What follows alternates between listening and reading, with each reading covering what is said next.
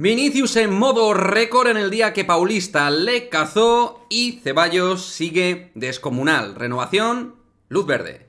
Arrancamos.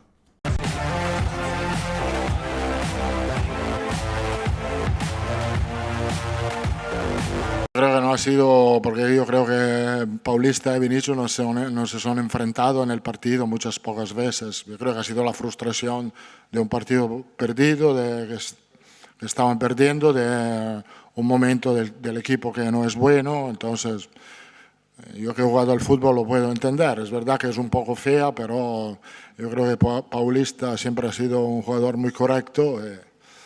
A veces la frustración no te permite de razonar de la manera más adecuada. ¿Qué pasa, chicos? Muy buenas, pues vamos a hablar de algunas conclusiones y detalles importantes que nos dejó la victoria fundamental para seguir metidos en la liga ante el Valencia 2-0 con esos goles de Marco Asensio y de Vinicius Junior. Y obviamente vamos a comenzar hablando de Vinicius, ¿no? Que al margen de la cacería, al margen de nuevo de otra patada lamentable e indeseable para cualquier futbolista, protagonizada por Gabriel Paulista, al margen de esto que ya me quedé a gusto en el postpartido de ayer, pues decir que Vinicius está en modo récord.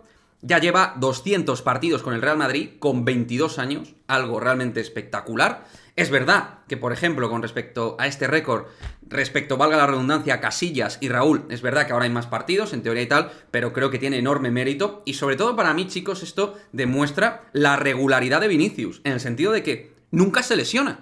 Este chico está siempre para competir y jugar. Lo podrá hacer mejor, lo podrá hacer peor, pero siempre está para jugar. No tiene lesiones. Prácticamente no se lesiona.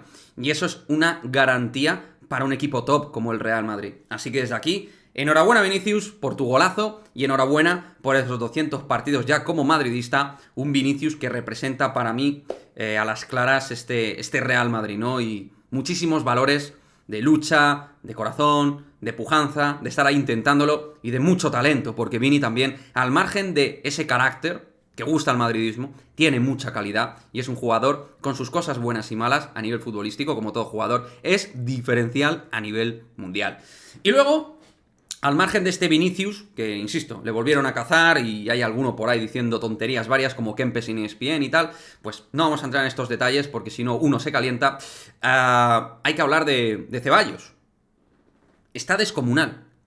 Ya hicimos un vídeo aquí de él pidiendo su renovación y es que se la está ganando partido a partido. O sea, es el auténtico jerarca dentro del medio del campo, dominando, como digo, el juego en corto, en largo y haciendo las cosas muy aseadas, acertando muchísimo, con un volumen de acierto de pases muy, muy alto, pero además de pases de todo tipo, atacando todo tipo de perfil de pases y movimientos con y sin balón, presionando, dando energía. Tuvo que jugar con Kroos y Modric, que, digamos, sobre todo Modric estuvo planísimo, Kroos fue de menos a más con el partido, pero aún así, Ceballos protagonista en lo bueno, dejando múltiples detalles de por qué es un tipo con mucha vida útil en el Real Madrid. Y me alegro mucho porque está callando muchas bocas, entre otras la mía, que desde luego me está cambiando la opinión. Y me alegro un montón de equivocarme cuando, pues, tipos como Ceballos dan ese golpe encima de la mesa y te dicen: aquí estoy para ser jugador nivel Real Madrid y para ser un jugador importante en este Real Madrid. O sea que yo lo veo clarinete este tema. Creo que Ceballos es una renovación de manual. El tema de Asensio habrá que manejarlo. Marco Asensio creo que todavía tiene que ganarse un poco este asunto, un poquito bastante. Es verdad que marca un golazo, es verdad que está mejorando, que es un jugador que tiene ese golpeo de balón maravilloso, pero creo que los madridistas pedimos más a Marco Asensio, que a mí me sigue generando algunas dudas. Nacho habló también en el postpartido para las televisiones, para los medios, perdón, y dejó pues abierta la salida realmente. Y me preocupa, ¿no?, que Nacho pueda salir del Real Madrid, porque es un tipo que lo vale mucho. Es un tipo, es un Odinoy, madridista, corazón madridista, pero que es muy bueno en muchas cosas y que sabe jugar en varias posiciones y que tiene muchísimo compromiso y que te tapa muchas deficiencias que tiene la plantilla del Real Madrid en el lateral derecho, y en el eje central pues es un tipo con muchas garantías, ¿no? Y es de esos jugadores que creo que en el vestuario suman, ayudan y que además es cupo, canterano. O sea, que por muchos motivos Nacho espero que siga en el Real Madrid, porque es un futbolista que te da muchísimas situaciones positivas en el campo Y, insisto, creo que tiene ese carácter que gusta muchísimo al aficionado blanco, y es que ha rendido, que es lo más importante, es que ha rendido muy bien en el Real Madrid, la mayoría de sus partidos. Como todos, han tenido partidos mejores o peores, pero creo que hoy en día prácticamente nadie duda de que Nacho Fernández es un jugador súper válido y súper apto para lo que necesita el Real Madrid, para el perfil dentro de la plantilla del Real Madrid. O sea que espero que Nacho renueve un año más con el Real Madrid.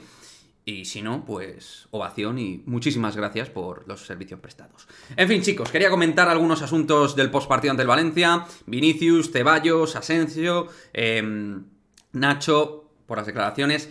Camavinga siga lo suyo, R, demostrando que puede jugar en cualquier posición bien.